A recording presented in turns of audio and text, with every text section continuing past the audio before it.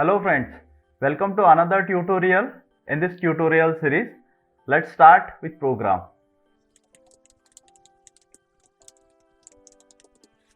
The first program to input array from keyboard. What we are going to do in this particular program, we are going to assign data from keyboard and that will arrange in one array. So here first we have to assign one array with 0 element, and here I have to say while true.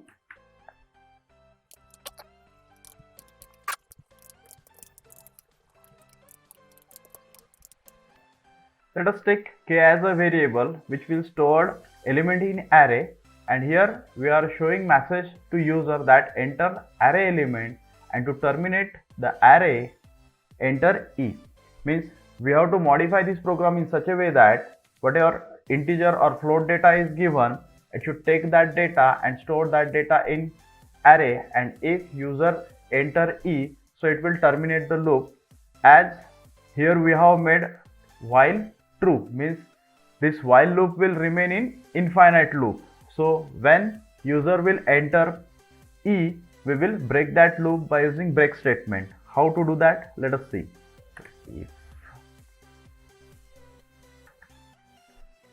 If k equals to we are going to use here if loop. If k is character e, then we have to break this loop, else we have to copy that element into array A. How to copy that element in array? So we have seen one append function that will copy the element in array. So here we have to write a dot append, and the element is k.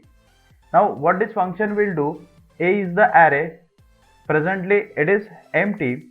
When it iterate for the first time, this k is having some value that will get copied in that particular array. Now here we know that input function takes data in character, or we can say in string. So k is not of integer type or float type, so we have to convert that into float or integer so that we can have that kind of data types in array. So I write here int and bracket. If we'd like to copy float kind of data, we must change this int to float so that we should be able to pass integer as well as float kind of data. And now this is our program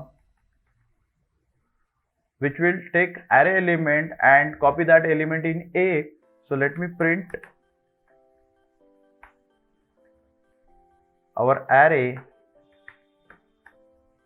is the array is in A. Let me run this program.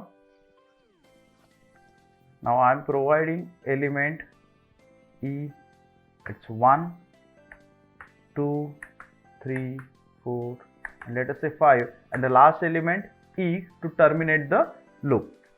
And see, the array is 1, 2, 3, 4, 5.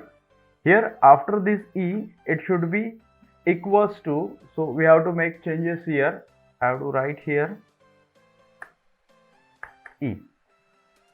Now let us modify the same program so that we should be able to take data from keyboard, and after that let us add those array elements so that we can get the addition of all elements. How to do that? Let us see.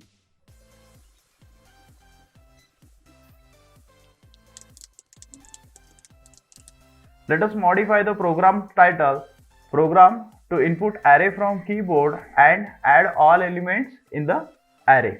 So how to do this? This is the program as we have seen just now, which will take data from array. Now we have to modify this program so that we should be able to get the sum of all elements. So let me take one variable, that is sum1 equals to 0, which will go on saving the sum. And here we have to start scanning the array element one by one, and we have to add those elements into some variable. So for that I am using for loop I in array A colon, here I have to write sum1 equals to sum1 plus I. Now what this I is doing, I is representing the element in A. We are saying I in A, so I will represent element in A. At the start it will represent first element. When it iterate for second time, the next element, next time, next element, next time, next element. How many elements in A, those many times this for loop is going to iterate. So here we can say that sum is equals to sum plus I. So here I can write plus equals to I, and at the end we will get the sum in sum variable. So let me print the sum by using print statement. Print sum is, which is in sum1, sum1. So let me run this program. Now it is asking me to enter array element. So let me enter 2, 1, 3, 4 and 5.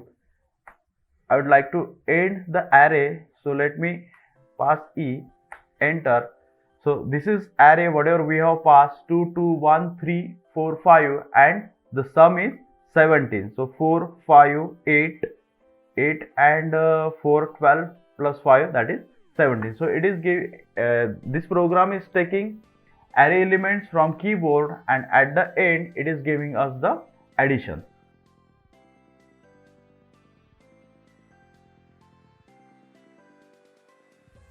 Let us see another program to identify the prime numbers. Before to develop that program, we must understand what is this prime number. Now prime numbers are the number, it is having only two factors, the 1 and that number itself. What does it mean? It means that if I take number 4, so that 4 is definitely divisible by 1, but it is also divisible by 2. 2 2s are 4. So is 4 prime number? As this 4 is getting divisible by 2, so the 4 is having factor 4, 2 and 1. So it is having more than 2 factor, that number itself, and 1. So it is having another factor 2. So 4 is not prime number. If I consider 5, 5 is divisible by 1. Is it divisible by 2? Definitely no, we'll get fractional number. Is it divisible by 3? Again no. 4? No. And 5? Yes, definitely yes. So 5 is having only 2 factors, that is 5 and 1. I can say that it is divisible by that number itself. 5 divided by 5, it is 1, and the 1. So I can say that 5 is prime number. Similarly, if we take example 6, definitely it is not a prime number because it is divided by 2 as well as 3. 7, so yes, it is divisible by 1 and 7. So this is prime number. So depending on this, we are going to develop this program. So let us take one variable p integer. Here I have to write input. Here I have to give bracket. So this input function will take data from keyboard, and this int will convert that character data or string data into integer. So now here we say if whatever p we enter that is greater than 1, then we have to develop logic. But if the number is 1, so we can say that else print 1 is not prime number. Now we have seen that if the number is greater than 1, then it can be prime number. So here we are using if loop. If that p, which is prime number, is greater than 1, then we have to develop this logic. Else we can say that if enter number is 1, it will go to else, as this if will get false, and it will say 1 is not a prime number. Now if other than 1, if any value is entered, then we have to scan that using for loop. We can say for I in range and here the range must be 2 to P. So we have to go on scanning. Suppose user has entered 7, so we have to go on scanning from 2 to 7 whether 7 is divisible by any number. So for that we have to develop logic. We have to say here if that P is completely divisible by any number from from 2 to 6, then P is not a prime number, else it is prime number. So we can say that if P modulus I equals to 0 means if that number is get divisible by any of the numbers, so we can say that print that number P is not prime number. Now see, suppose we have entered 4. So for 4 it will come 4 divided by 2. So definitely it will come 0 and it will say that it is not a prime number. Okay. But if we provide 5, then it will divide initially 5 divided by 2, it will not 0. So this if part will not execute. Then I becomes 3. 5 divided by 3, it is not equals to 0. Again this will not execute. Then it becomes 4. 5 divided by 4. Again this loop will not execute as it is not 0. And we know that it will not go up to P, it will go up to P minus 1. So it will not take 5 divided by 5. So we can say that that number is prime number. So how to print that? So here we have to use this else statement. And we can say that P is prime number. Now here we are going to see another syntax for loop, that is for else. Now see, here we are saying that if this for is completely executed, then it will execute this else statement also. But if this for is getting terminated before reaching to this P, it will not execute this else part. And we know that if we found that if this condition gets true for any one of the numbers, so we can say that P is not prime number, and here we have to break this for loop. And if we got that number is not prime number and this break statement got executed, then it will not execute this else statement and it will not say that number is prime number. Let me execute this program and show you the result.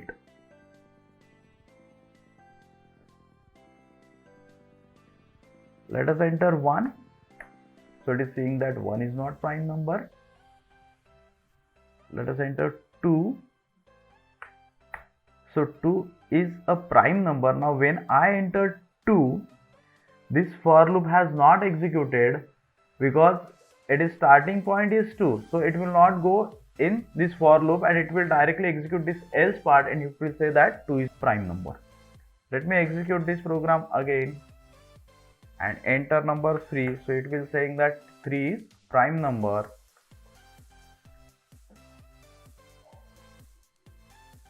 Then 6 is not a prime number, and let me enter 97, which is prime number. 97, this is prime number, so it is saying that prime number. So we have developed a program which is able to identify whether the number is prime number or not prime number. Friends, one exercise to you student, that develop another program so that we should be able to print all the numbers which are prime from 1 to 100. Friends, by using the logic of this program, you will be able to develop the logic for that program so that you should be able to print all numbers from 1 to 100 which are prime. And please give us comment whether you are successfully able to write that program or not.